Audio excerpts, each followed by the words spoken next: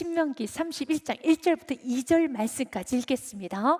또 모세가 가서 온 이스라엘에게 이 말씀을 전하여 그들에게 이르되 이제 내 나이 120세라 내가 더 이상 출입하지 못하겠고 여호와께서도 내게 이르시기를 너는 이 요단을 건너지 못하리라 하셨느니라. 아멘. 사랑하는 여러분, 우리가 인생을 살다 보면 나의 계획대로 내가 원했던 방향대로 되어지지 않고 일이 자꾸만 엉클어질 때가 있지요. 점점 더 깊은 수렁에 빠질 때가 있습니다. 점점 일이 안 될 때가 있습니다. 그러면 마음 가운데 내가 무슨 잘못을 했을까? 어디서부터 그렇게 일이 꼬여서 이렇게 일이 안 되는 것일까? 라는 자책과 후회와 원망을 하게 됩니다. 사랑하는 여러분, 여러분 인생 가운데 고난이 있습니다. 어려움도 있고 연단의 시간도 있습니다. 그 고난과 연단은 여러분이 죄를 지었기 때문에 하나님께서 그 죄에 대한 대가로 고난을 주시는 경우도 있어요. 그러나 하나님께서 우리가 죄를 지었다고 해서 고난을 주시는 분 아닙니다. 왜냐하면 우리 인생 전체를 보십시오. 죄를 한두 번 지었습니까? 참 많은 죄를 지었지만 하나님께서는 그냥 넘어가 주셨습니다. 그냥 하나님께서 덮어주셨습니다. 그러나 때가 되면 하나님께서는 그 죄를 넘어가지 않고 불순종과 세상적이고 욕심스럽고 교만했던 그런 순간순간을 넘어가시지 않고 하나님께서 깊이 관여하시면서 연단을 하십니다. 그 이유는 이제는 조금 더 경건의 자리로 여러분을 이동하게 하는 겁니다. 그리고 이제는 땅에 속한 사람이 아니라 정말 하늘에 속한 사람으로서 이 땅에서 하나님의 뜻을 이루어드리는 인생으로 주님을 살게 하기 위하여 여러분을 연단하시고 훈련도 하시고 때로는 아프게 책망도 하시는 것입니다. 모세는 120년 동안 하나님으로부터 훈련을 받았습니다. 그런데 그 훈련이 모세에게 상처로 남은 것이 아니라 모세에게는 아름다운 정말 소중한 추억으로 그리고 마음 안에 넘치는 감사로 넘치는 축복으로 남게 되는 겁니다. 여러분, 모세 이름이 왜 모세인 줄 압니까? 출애굽기 2장 10절 말씀에 보니 그 아기가 자라매 바로의 딸에게 데려가니 그가 그의 아들이 되니라. 그가 그 이름을 모세라 하여 이르되 이는 내가 그를 물에서 건져내었습니다. 모세가 물에서 건져낸 자라는 뜻입니다. 왜 그가 물에서 건져낸 자가 되어야 합니까? 그 당시 모세가 태어날 당시에는 히브리 민족이었던 이스라엘 백성들이 점점 수요가 많아지자 예굽의 바로 왕이 안 되겠다. 아니 어떻게 노예들 숫자가 저렇게도 많아져 위험하다. 반란을 일으키면 어떡하지? 라고 하면서 이제 무조건 명령이다. 여아가 태어나면 살려두고 남아가 태어나면 나일강에 던져 악어의 밥이 되게 해라 죽이라라는 말을 합니다. 그런데 모세가 태어난 겁니다. 하지만 모세의 부모님이었던 아므람과 요게벳은 믿음으로 모세를 키웠습니다. 모세를 키우다 만약 발각이 된다면 모세도 물론 죽는 것이고 그의 부모님도 죽고 그의 형제도 죽고 그의 주인 모든 사람이 다 죽는 겁니다. 그런데도 믿음으로 키웠습니다. 왜 그랬을까요? 히브리서 11장 말씀에 보면 23절에 믿음으로 모세가 낳았을 때 그 부모가 아름다운 아임을 보고 석 달 동안 숨겨 왕의 명령을 무서워하지 아니하였다. 여기서 아름다움은 외형의 아름다움을 말하는 게 아닙니다. 여기서 아름다움은 하나님의 섭리를 보았어요. 하나님의 뜻을 보았습니다. 하나님의 계획을 보았다는 겁니다. 우리가 천지 만물을 창조하시고 난 후에 하나님께서는 이렇게 말씀하셨죠. 하나님 보시기에 좋았더라. 이것이 아름다움인 것입니다. 하나님 모세를 통해서 아름다운 일을 행하고자 하는 그 계획을 보았기 때문에 그는 자신의 목숨보다 가족의 목숨보다 그 모든 소중한 것들보다 모세의 부모님은 하나님의 계획을, 하나님의 섭리를, 하나님의 뜻을 훨씬 더 소중히 여겼기 때문에 생명 내놓고 믿음으로 자녀를 키웠습니다. 이렇게 모세는 믿음의 부모를 두었네요. 그리고 모세의 부모는 이제 때가 되었었을 때 3개월이 지나자 또 그는 모세를 내려놓습니다. 조금 더 안고 싶었을 것입니다. 조금 더 키우고 싶었을 것입니다. 이제 내가 조금 더 한 달 더 키울 수 있다는 자신감도 생겼을 것입니다. 그러나 하나님이 그에게 은혜를 주었었을 때, 믿음은, 사랑하는 여러분, 하나님 은혜 앞에서 엎드리는 겁니다. 순종하는 겁니다. 자신의 생각을 뛰어넘어 순종하는 것입니다. 모세의 부모님은 순종하였습니다. 놓고 싶지 않았을 것입니다. 하루 더 키우고 싶었을 것입니다. 그러나 내려놓았습니다. 나일강에 떠내려 보냈습니다. 이렇게 내가 내려놨을 때, 내가 하나님 뜻 가운데 순종했을 때, 하나님께서 인도하신 놀란 순종한 은혜를 여러분은 경험하게 될 것입니다. 너무 놀란 역사가 일어납니다. 여러분, 두둥실 갈대상자에 모세 아기를 담아 떠나보냅니다. 바로 그 갈대상자를 누가 발견하는가? 바로의 딸, 바로의 공주가 그것을 발견합니다. 뚜껑을 열어봅니다. 그 안에 한 아가가 새근새근 잠을 자고 있습니다. 그때 바로의 딸 공주가 그 아기를 보면서 마음 안에 사랑의 마음과 정말 그 아기를 나의 자녀로 삼고 싶은 아주 특별한 모성애가 자극이 되어서 그 아기를 자신의 아들로 양자 삼습니다. 그런데 바로의 딸은 젖을 물릴 수 있는 몸이 아니기 때문에 유모를 찾기 시작합니다. 내 자녀를 내가 입양하고 내가 양자 삼은 나의 자녀를 키울 유모를 찾아 어려우나 그 유모가 누가 되는가? 바로 요게벳, 모세 어머니가 유모가 됩니다. 하나님께서 이렇게 인도하십니다. 사랑하는 여러분, 순종한 은혜를 받고 싶으시나요? 하나님의 놀란 은혜를 받고 싶으시나요? 그렇다면 하나님께 맡기고 순종할 때 그 시간 놓치지 마시고 순종하십시오. 그러면 그 다음은 하나님이 놀랍게 역사하십니다. 하나님의 수는 숫자 수만 가지입니다. 그렇기 때문에 하나님께서는 이렇게 인도하시면 오늘 또 말씀을 통해 은혜를 받으셔서 고백합시다. 시편의 말씀으로 고백합시다. 시편 139편 말씀, 주님, 저는 믿습니다. 나의 한계를 뛰어넘어서, 나의 생각을 훌쩍 뛰어넘어서 하나님의 수는 숫자 수만 가지를 나는 믿습니다. 우리 같이 고백합니다. 하나님이여, 주의 생각이 내게 어찌 그리 보배로우신지요, 그 수가 어찌 그리 많으신지요. 믿으십니까? 그 주님은 오늘도 여러분과 함께 하십니다. 내일도 여러분과 함께 하실 것입니다. 매일매일 함께 하실 것입니다. 18절로 합니다. 내가 세려고 할지라도 그 수가 모래보다 많도소이다. 내가 깰 때도 여전히 주와 함께 있나이다. 아멘. 믿으십니까? 주님과 함께 있습니다. 주님과 함께 있습니다. 여러분의 생각을 쭉 뛰어넘고 수천만 가지의 여러분을 향한 계획을 갖고 계신 하나님은 여러분과 함께 계셔서 날마다 여러분 삶을 인도하십니다. 하나님께서는 모세를 애굽의 왕자로 인도하였습니다. 그리고 그곳에서 리더의 훈련을 하십니다. 그리고 그가 40년 동안 애굽의 모든 문화와 정치와 모든 걸 다 배우며 리더자로서 훈련하셨습니다. 그래서 40세 때 그의 마음이 뜨거워지기 시작합니다. 그의 마음에 열정이 넘쳐납니다. 성경 히브리서 11장 말씀에 보면 모세 또한도 믿음으로 자신이 왕으로서 누릴 수 있는, 왕자로서 누릴 수 있는 모든 권한을 포기했다는 말씀이 있습니다. 믿음으로 모세는 장성하여 바로의 공주의 아들이라 칭함받기를 거절하고 도리어 하나님의 백성과 함께 고난받기를 잠시 취하게 낙을 누리는 것보다 더 좋아하고 그리스도를 위하여 받는 수모를 애굽의 모든 보화보다 더 큰 재물로, 더 큰 영광으로 여겼으니 이는 상 주심을 바라봅니다. 내려놓았습니다. 그리고 하나님을 선택합니다. 하나님의 백성을 선택합니다. 하나님을 사랑합니다. 그러나 이것만으로는 하나님 쓰실 수가 없어요. 그래서 하나님은 또다시 40년의 훈련을 하십니다. 그리고 모세 안에는 혈기를, 모세 안에는 조급증, 모세 안에는 강함, 모세 안에 있는 하나님보다 앞서는 모든 불순물을 40년 동안 하나님은 침묵하심으로써 훈련하십니다.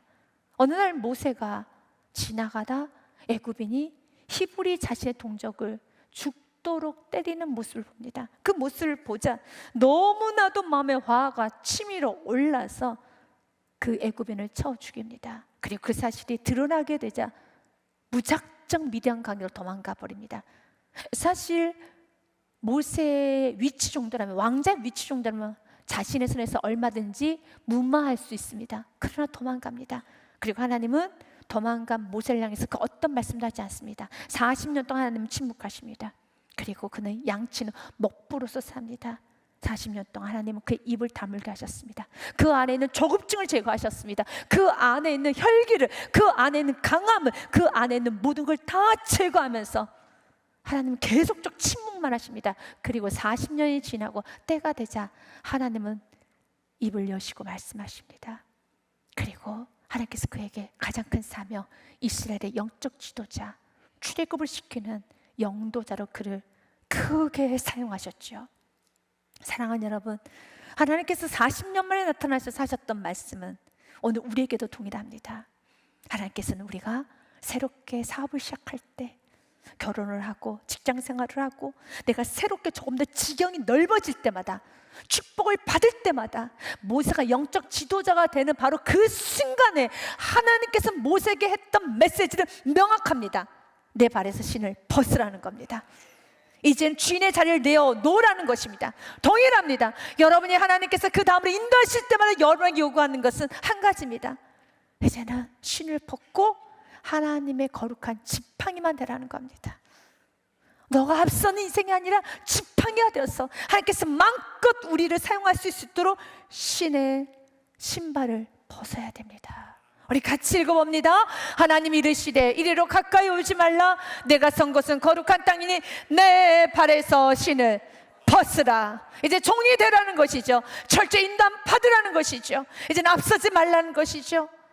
80년의 훈련을 받았던 그의 나이 80세 때 이제는 종의 위치로, 이제는 신발을 벗은 가장 낮은 자의 모습으로 하나님이 가라시면 갑니다. 하나님 멈추시면 멈춥니다.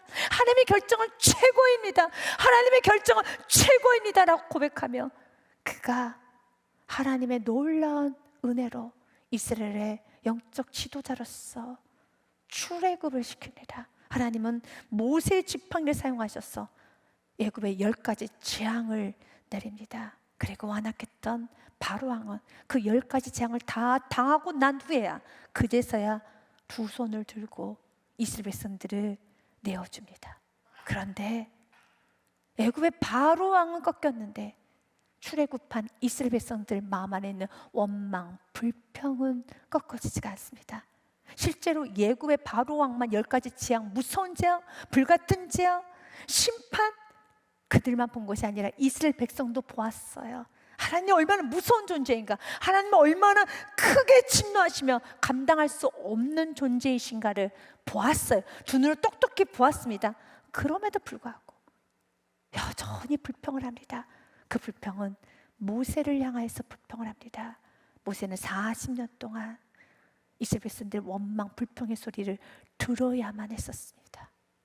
우리가 출애굽기 14장의 말씀을 보겠습니다. 그들이 또 모세에게 이르되 애굽에 매장지가 없어서 당신이 우리를 이끌어내어 이 광야에서 죽게 하느냐? 어찌하여 당신이 우리를 애굽에서 이끌어내어 우리에게 이같이 하느냐? 우리가 애굽에서 당신에게 이른 말이 이것이 아니냐? 이르기를 우리를 내버려 두라. 우리가 애굽 사람을 섬길 것이라지 아니하더냐? 애굽 사람을 섬기는 것이 광야에서 죽는 것보다 낫겠노라라고 모세의 속을 뒤집는 말을 합니다. 모세에게 너무 많은 상처를 줍니다. 그리고 홍해바다가 갈라지고 이제 마른 땅처럼 걷게 되자 다시 또 하나님을 찬양하고 모세에게 감사합니다. 그런데 또다시 목이 마르고 배가 고프면 16장에 또 모세를 향해서 원망합니다. 이스라엘 자손 온 회중이 그 광야에서 모세와 아론을 원망하여 이스라엘 자손이 그들에게 이르되 우리가 애굽 땅에서 고기 가마 곁에 앉아 있었던 때와 떡을 배불리 먹던 때 여호와의 손에 죽었더라면 좋았을 것을 너희가 이 광야로 우리를 인도하여 이 논 회중이 줄여 죽게 한도다. 매번 조금 더 참지를 못합니다. 조금만 힘들면 원망 불평을 쏟아냅니다. 그리고 하늘에서 만나와 메추리가 떨어지면 또 그제서야 하나님을 찬양하고 모세에게 감사하며 이런 생활을 40년간을 반복합니다. 그리고 이스라엘 백성들은 원망 불평이 끊어지지 않았다. 이스라엘 백성들은 모두 다 여호수아 갈렙을 제하고는 다 죽습니다. 그래서 우리는 모세의 마지막 메시지를 통하여 두 가지를 깨닫기 원합니다. 첫 번째, 신앙이 무엇인 줄 아십니까? 신앙이란 하나님의 결정 앞에서 감사하는 겁니다. First, trusting God's will with a thankful heart. 마음 안에 어떤 상황에서도 trust, 신뢰하고 마음의 감사를 놓치지 않는 겁니다. 사랑하는 여러분, 모세는 감사했습니다. 왜 감사했을까요? 그가 120년간 훈련을 받으면서 깨달은 거, 항상 하나님의 결정은 옳으셔. 항상 하나님 완전하셔. 실수하지 않으셔. 그것을 깨달은 겁니다. 사랑하는 여러분, 여러분도 깨달으셨죠? 하나님은 실수하지 않습니다. 하나님이 결정하신 거라면 최고의 결정입니다. 하나님께서 결정하시면, 우리는 미래를 알지 못해서 내가 생각해 이건 아닌 것 같은데 라고 하지만, 하나님은 그렇게 결정하셨다면 우리의 미래를 알고 계시기 때문에 가장 좋은 길 인도하여 주십니다. 그래서 여러분도 고백했을 것입니다. 그때 그 시간은, 그때 그 연단 훈련의 시간은 나에게, 나의 인생에, 우리의 가정에 필요했었어. 맞아요, 필요한 시간입니다. 거쳐야 되는 시간입니다. 견뎌야 되는 시간입니다. 그러면 그 하나님 믿고 오늘도 나아가십시오. 하나님은 실수하지 않습니다. 하나님은 완전하십니다. 그리고 두 번째, 이런 고백을 할 수 있었던 이유는, 하나님은, 사랑하는 여러분, 모세의 마음 가운데 이제는 모세가 하나님을 사랑하게 된 것입니다. 모세의 목표는 가나안 땅이 아니었습니다. 모세는 하나님이었습니다. 만약 그의 인생의 목표가 가나안 땅이었다면, 가나안 땅에 들어가지 못하게 되면 그의 인생 전체가 부정당하는 것이죠. 그러나 모세의 목표는, 모세의 인생의 소망은 가나안 땅에 들어가는 것이 아니라 하나님 자체였습니다. 하나님의 존재였었습니다. 기복신앙이란 게 무엇인 줄 아십니까? 기복신앙이란 하나님을 믿는 것이 아니라, 하나님을 사랑하는 것이 아니라 하나님의 손 안에 있는 것을 사랑하는 겁니다. 하나님 손 안에 가나안 땅이 있습니다. 명예가 있습니다. 물질이 있습니다. 자녀가 있습니다. 그것을 사랑하는 겁니다. 성숙한 신앙인이란, 우리가 날마다 우리 신앙이 자라가야 된다는 것은, 하나님 손 안에 나의 시야, 나의 눈이 있었다면 그 눈이 이제는 하나님의 손이 아닌 하나님의 얼굴을 배워야 되는 겁니다. 점점 더 우리의 신앙은 하나님의 손에서 얼굴을 배워야 되는 겁니다.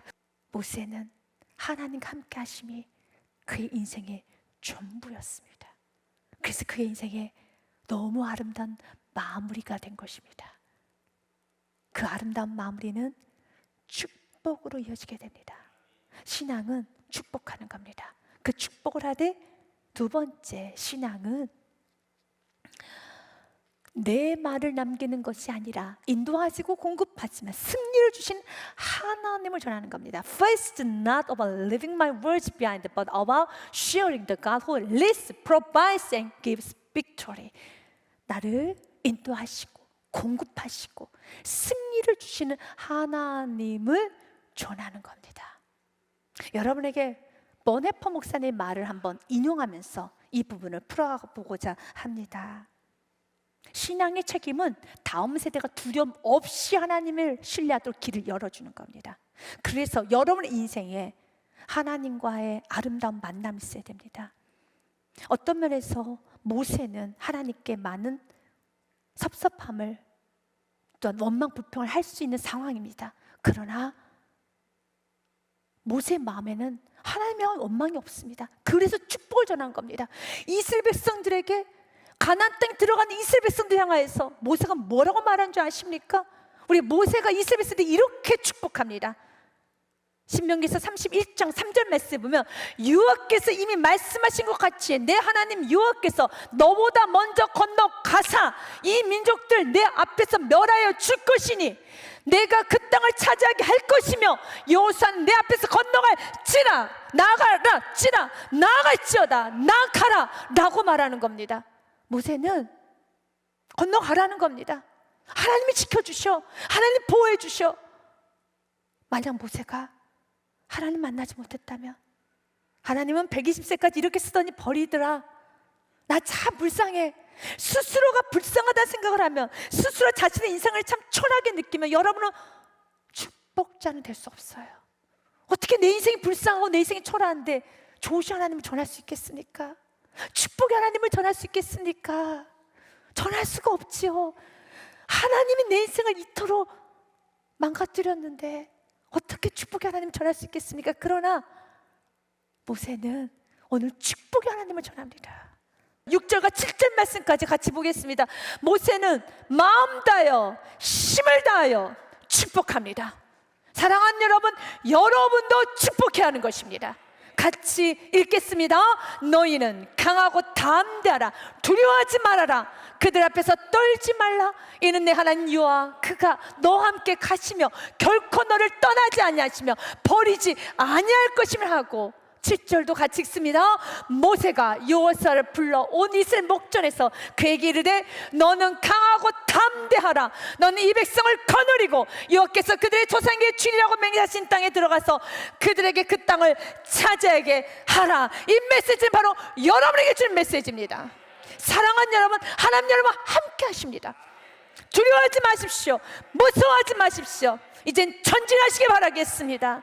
여러분에게 너무 아름다운 이야기를 전하고 오늘 말씀을 마무리해보고자 합니다. 한 꼬마아이가 처음으로 비행기를 탔습니다. 그런데 시간이 좀 지나자 그 비행기가 어떤 이유인지 모르겠지만 갑자기 급하게 하강을 합니다. 흔들리기 시작합니다.